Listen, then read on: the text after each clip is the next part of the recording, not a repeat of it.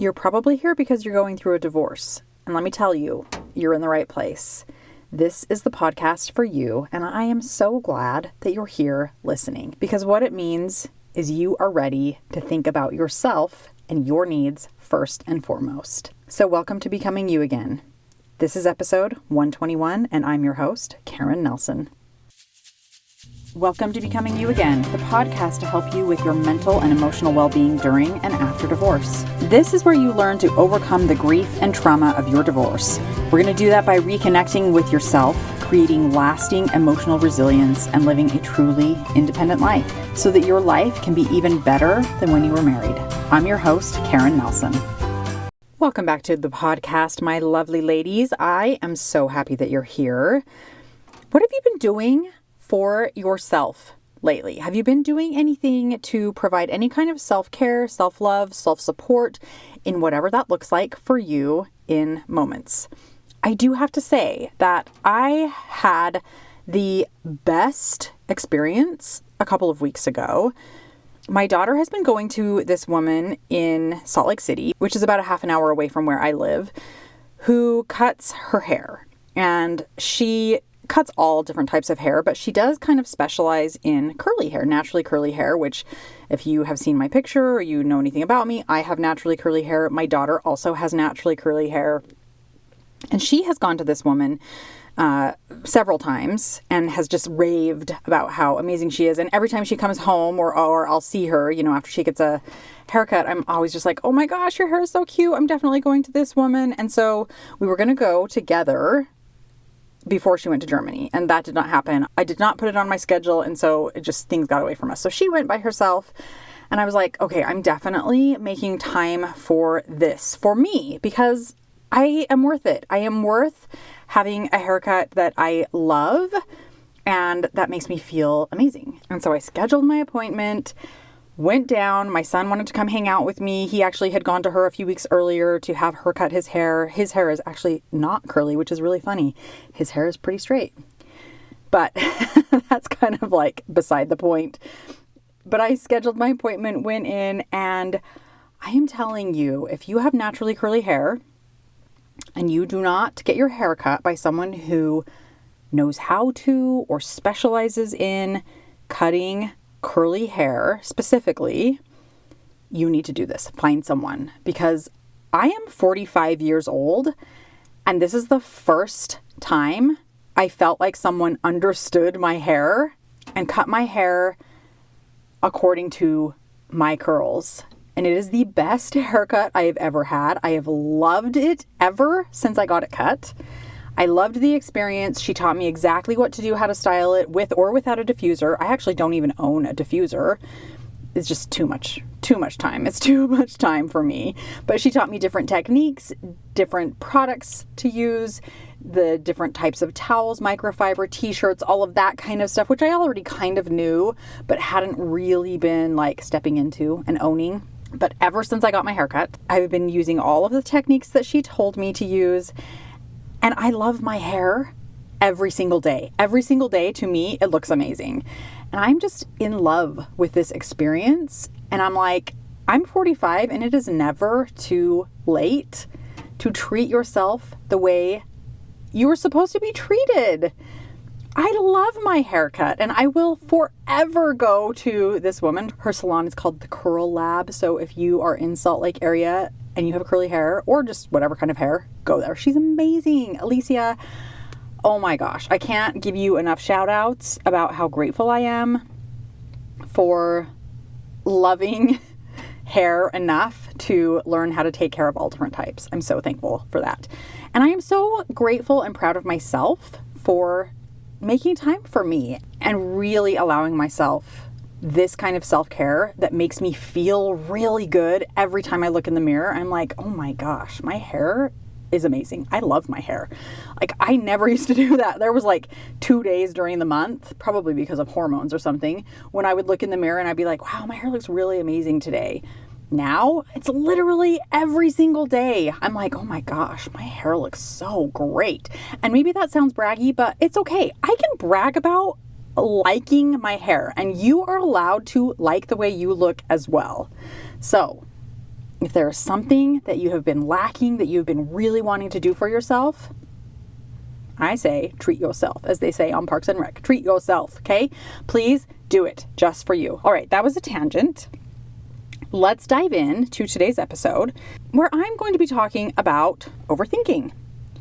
This is a pretty common occurrence that I hear all the time from divorcing women, and it's this problem of overthinking. I know I specifically have experienced this, especially when I was going through my divorce. If I had an argument with my soon-to-be ex, or if there was something that we disagreed on, I would just spin and spin and spin in my head, right? We've all had this experience. And I've had so many women tell me they are overthinking and it's affecting their sleep patterns. They either can't fall asleep or they wake up in the middle of the night and their mind is just spinning in those thoughts. And thinking in general obviously isn't a problem, right? This is a function of being a human. We want to use our brains. They are amazing and incredible. We are able to think and reason and problem solve and make decisions and all of the things, be creative, all of these things. Thinking can become a problem, though, when it is causing distress to your nervous system, when your negative emotions are increasing, and when you feel high levels of anxiety, sadness, worry, overwhelm, stress that is not useful. And when this kind of thinking actually doesn't lead to problem solving, but instead kind of becomes more of a problem, and it doesn't really lead to any kind of solution or any kind of taking action. And so the information that I'm going to be talking about today about overthinking is from my own experience, the experience that I have had with clients of mine, and from the book Overthinking by Heidi Sermaz. Here are some signs of overthinking so that you can kind of tell when you're overthinking and when maybe you're just like in a phase of working things out to get to that place of problem solving, because maybe sometimes it takes a minute, right? But here's how you can kind of distinguish between those two situations. You may be overthinking when you are constantly second guessing your decisions, when you might be reliving moments over and over and over in your mind. And this could be because you're embarrassed about a situation, something that happened, and you just keep replaying the embarrassment. That's that exact thing that happened. I had a car accident a couple of years ago, and I just remember like replaying the accident and trying to figure out a solution of how I could have like made that accident not happen. I was like stuck in this overthinking loop. You might be overthinking if you are obsessing over what someone else has said or what someone else did, and you just can't get it out of your head. You keep replaying it over and over and over again. And another sign that you may be stuck in overthinking is when you are constantly looking at pros and cons of a situation, but then you never come to a conclusion or a decision of like what to do, right? Of which side to choose. You just keep going back and forth about each side, and nothing ever really seems to be solved. I know I have experienced literally all of these situations, and I would venture to guess that the majority of you have at least experienced one or possibly several types of overthinking. So I want to dive a little deeper so that we can get a better understanding around why we overthink. And then I'm going to give you a couple of tips at the end of the podcast to help you if you are struggling with this. So in Heidi's book, she lays out 3 different types of overthinking, which I think are going to be really useful to help you break down which ones you might be falling into. So the first type of overthinking is worrying. We all know what worrying feels like and what it is, right? Worrying comes up when we have all of those questions of what if this thing happens? What if that thing happens? And we play it out in our head. And it's always about some future event or some future situation. Now, worrying, as so many of us know, keeps us up at night. Worrying keeps us imagining the most terrible, worst case scenario outcomes. And worrying becomes really problematic because here's what happens. We are trying to take this future possible problem that we think is probably going to happen, right? We've decided this is probably what's going to happen. And then, because our brain is very good at problem solving, we are trying to problem solve and find a solution to something that hasn't even happened yet. And so it's like we're trying to solve a 500-piece puzzle, and all we have are 10 pieces. And we just keep trying to put these 10 pieces in and going, why isn't the puzzle solved? Why isn't the puzzle finished? because we don't have all the pieces and our brain cannot comprehend how to fix this problem without knowing all of the information. And it becomes very infuriating. The next type of overthinking is rumination. Now, rumination is a little bit different than worrying in that you just keep thinking the same thing over and over and over again. And listen to this okay? It is usually combined with feelings of sadness, anger, or overwhelm. And so rumination rarely leads to any kind of problem solving, and instead, it actually usually makes the problem seem bigger or worse than it actually is. And the thing with rumination is it often will bring on distorted types of thinking. So it can lead to self-hate, it can lead to mean self-talk. It also can lead to this game where we play the blame game and everything is the fault of everyone else, which very often makes us feel resentful. It makes us feel helpless because we need that person to change what they're doing in order for us to feel better, which very rarely ever happens, right? And you might even begin to believe, if you stick in rumination, that there is no solution and nothing can be done, which is never the case. There's usually almost always something that you can do, a different way of looking at things, something that you can do to help yourself get out of the situation, some way to solve the problem, even if it's a tiny solve, okay? And the last type of overthinking is cognitive distortions. And this is when we believe the story that we have made up about why something is happening or why someone may be acting a certain way toward us. And the problem with cognitive distortions is that it keeps us from being able to be neutral when evaluating what's actually going on. It keeps us in a heightened emotional state, and then we make decisions from heightened emotional states, which are almost always not in our best interest. And so, for example, let's say you're at a party and someone says hi, but then they don't really talk to you the rest of the night, and you're just kind of focused on that. And so when you're overthinking and you're in a cognitive distortion overthinking pattern, you'll tell yourself something like, well, the reason that they didn't talk to me the rest of the night was because they think I'm boring or they think I'm stupid and they just can't stand to be even around me. And so we'll tell ourselves these negative, terrible things that are usually about ourselves, right? And it's some made up story. They haven't actually said those things. They didn't actually even act maybe in that way. And yet we have just decided this is what's happening.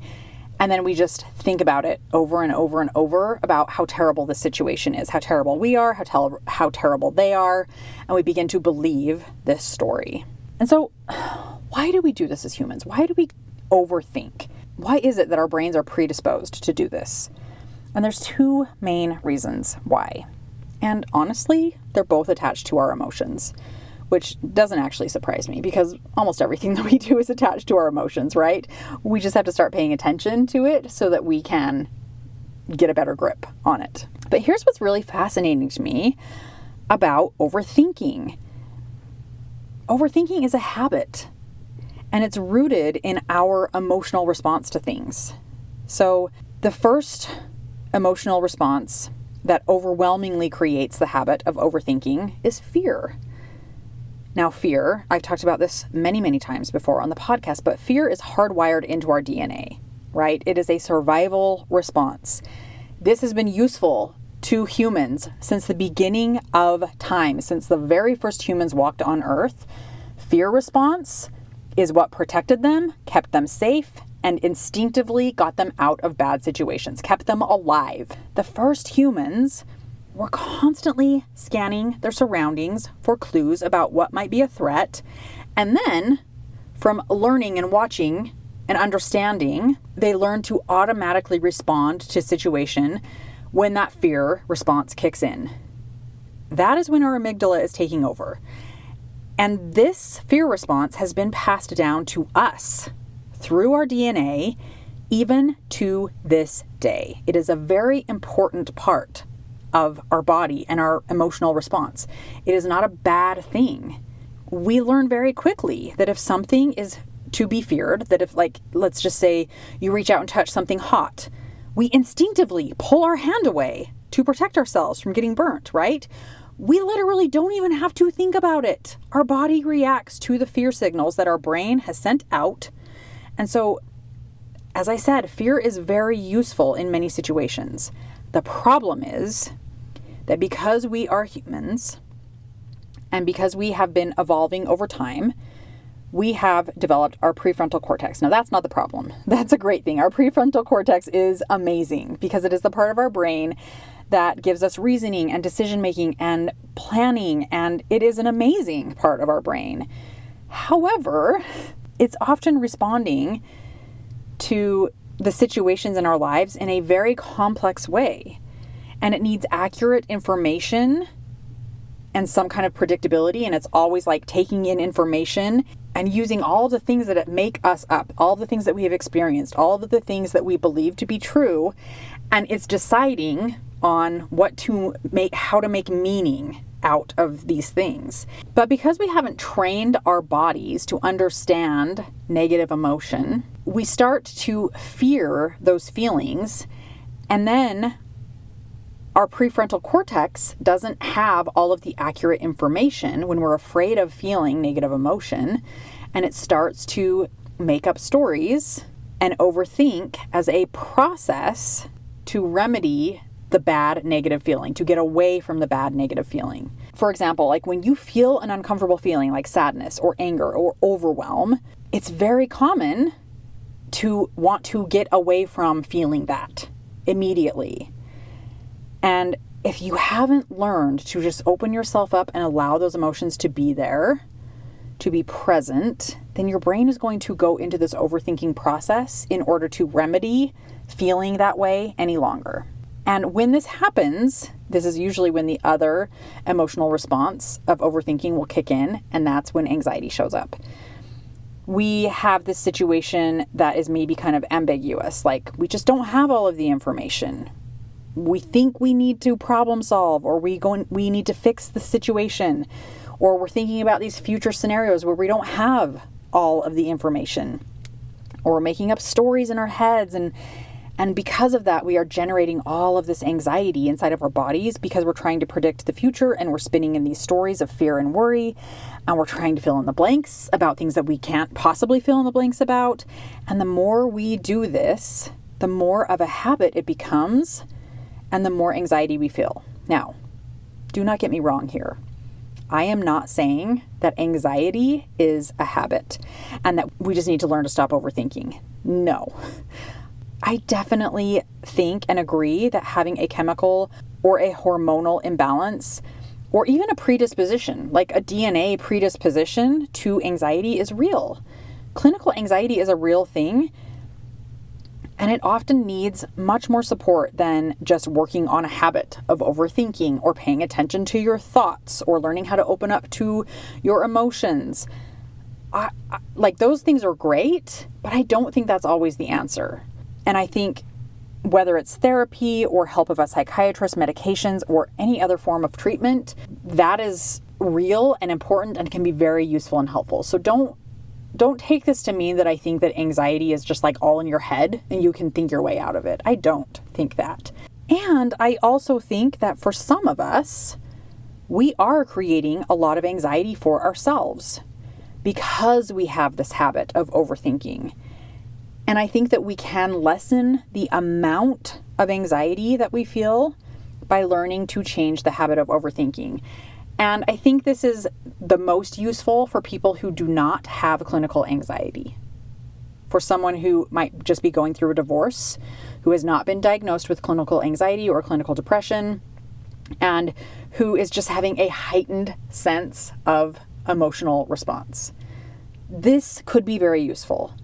If that is not the case for you, talk to your therapist, talk to your psychiatrist, and see what other help you can get. But when we begin to feel anxiety in these other situations, and we're trying to solve for some unknown, an easy way to distract ourselves from feeling that anxiety is actually to go into overthinking, which is kind of funny because for a moment, it feels really useful and good to overthink about it because we think that we're going to find some kind of solution. But when we do that, what happens is we reinforce to our brain that we're momentarily going to feel good.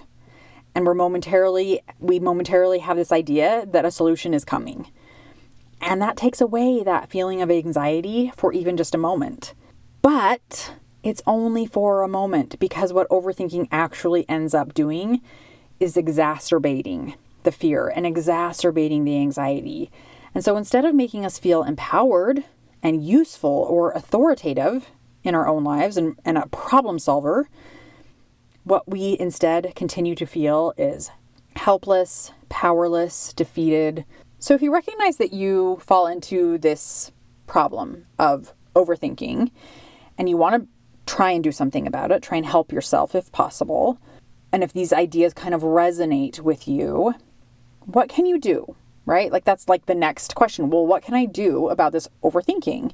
And first, and I think maybe this is the most helpful thing that I can tell you, is you cannot believe every thought that your brain tells you.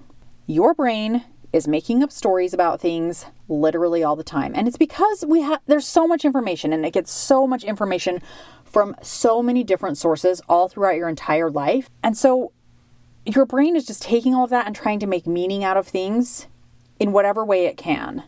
And not all of that meaning is true. Your brain is telling you things that are dumb sometimes, or that are literally the worst, or that are not good for you. Or your brain is telling you that you are dumb, or that you are no good, or that you can't figure it out, or that it's too hard, or like, I'm telling you, your brain lies to you sometimes, and you have to be onto your brain. You really do. You have to be willing to pay attention to the thoughts and not believe every single thing that your brain spits out at you. And I know this because of the many, many clients that I have worked with over the years, because of the trainings that I have done, but also because of my own experience. I have to learn what I'm going to believe and what I'm just going to let pass by when my brain spits out thoughts. Thoughts are not necessarily truth, and that is why the most useful thing is to realize that not everything your brain is telling you is the truth, and you don't have to believe everything that your brain is telling you. You can just start to notice thoughts without reacting to them or believing them.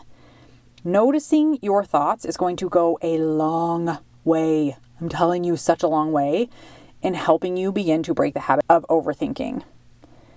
And the next thing that is going to be really helpful in learning to stop overthinking is to open yourself up to feeling negative emotion and allowing it to be present in your body. Because overthinking is a type of avoidance. You are avoiding the fear, you're avoiding the anxiety, the sadness, the overwhelm, or whatever else you might be feeling. And so instead of avoiding by overthinking, I just want you to try opening up to the emotions. You can learn to open up to yourself. You can learn to ground yourself. You can learn different grounding techniques. There's so many different grounding techniques that can help realign your nervous system, that will help you allow those negative emotions to just be inside of you. They're not scary once you learn to open up to them. I promise you, it seems scary, but the more you practice it, the better you get and the easier it is. And you can learn to open yourself up to those and start processing through them. And then the overthinking becomes less of a habit, and you can kind of stop yourself in your tracks when you start to notice you're in that overthinking trap. So that is what I have for you today. If you found this podcast episode helpful, feel free to share it with a friend who could maybe benefit from hearing these things. Thank you so much for listening. I'm so glad that you're here, and I will talk to you next week. Hi friend, I'm so glad you're here and thanks for listening. I wanted to let you know that if you're wanting more, a way to make deeper, more lasting change, then working one-on-one with me as your coach may be exactly what you need. Together, we'll take everything you're learning in the podcast and implement it in your life with weekly coaching, real life practice, and practical guidance. To learn more about how to work with me one-on-one, go to KarenNelsonCoaching.com. That's www.KarenNelsonCoaching.com. Thanks for listening. If this podcast agreed with you in any way, please take a minute to follow and give me a rating wherever you listen to podcasts. And for more details about how I can help you live an even better life than when you were married, make sure and check out the full show notes by clicking the link in the description.